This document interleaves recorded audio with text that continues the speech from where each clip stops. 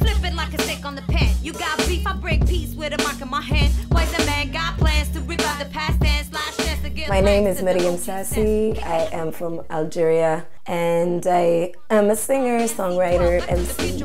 Complete a circus like the yin and the yang. Cause I act like a woman, but I think like a man. My mom used to tell me I used to sing myself to sleep.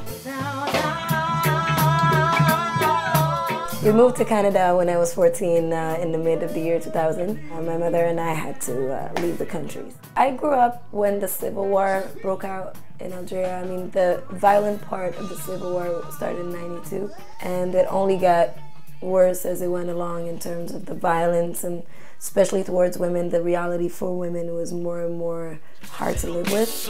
What to my mother? The heart is the land, the one place that no man can be. The mixture of poverty, natural catastrophes, and the war put together on a single mother alone. She pushed everything she thought I was good at, from school to music. And as soon as I was making a little move anywhere, we were getting somebody on the side to threaten us to stop that. If she wanted me to have a future in music, she also wanted me to have a future, period, and not die in the country. I used to go to this conservatory. The director was a songwriter as well, and he wrote a song for peace at the time to speak about the reality we were living in and telling the people not to lose hope. And so he chose me to be the lead singer, and we had a little choir of 7, 8-year-olds. I think I was 12 at the time. And we performed it, and it passed on national TV. We had to forge documents and take fake passports that led us to finally get to Canada. When you come here illegally, you pretty much have no status. You can't work, you can't go to school, you can't do anything. So when we got to court, they had to make me sing in court to prove that I do sing, and that the song that I sang about actually was talking about peace and denouncing a bit the reality we were living. And it was asked for me to sing from the judge to see if I was a singer, but it's actually the prosecutor, who was Lebanese, that insisted, because she's like, oh yeah? Oh, you sing? Okay, so what was the song about? So I had to tell her, and she's like, well, I understand Arabic, sing.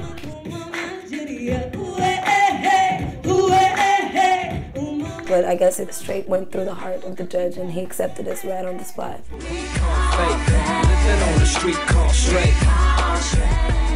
I am a singer that loves soul, R&B, and blues. That's where my heart is. However, when I got to Canada, I definitely fell in love with hip-hop.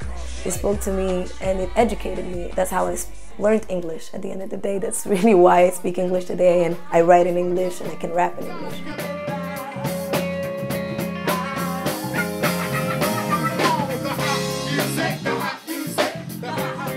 Ever since I was small, I always felt like I had a dream to be the voice of the voiceless. I always said, if I make it, or if somehow I'm ever free, you know, I want to be able to be given a voice to those that are not being heard. Hip-hop did that for me. Hip-hop spoke about realities that were extremely difficult and controversial and sad, but made it almost sound like a celebration. I really gravitated towards that.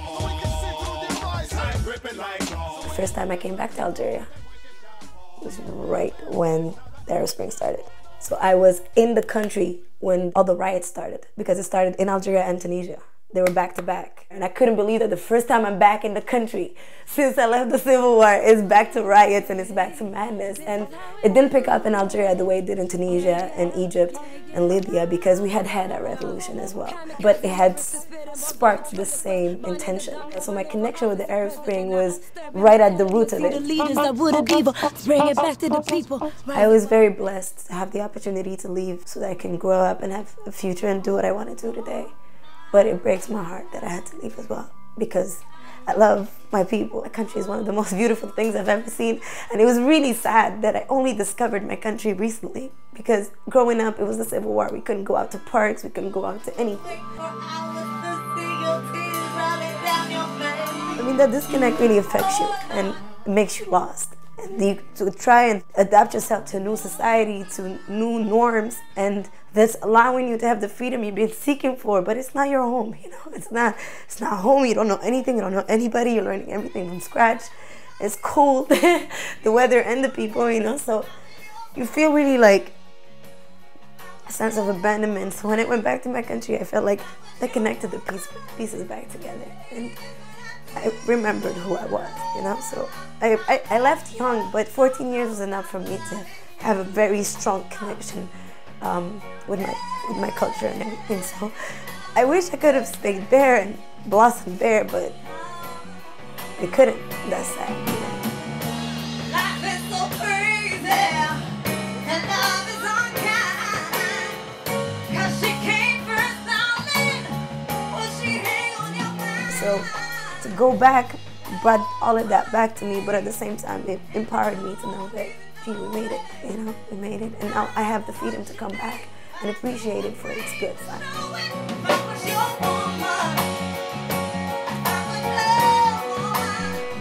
I can only pray that the population of my country could have what it deserves eventually, and that, you know, the poverty level, the corruption, and all of that could eventually be replaced by a new generation of go-getters, a new generation of very enlightened and educated, intelligent youth that are going to bring the country to the potential that it could be.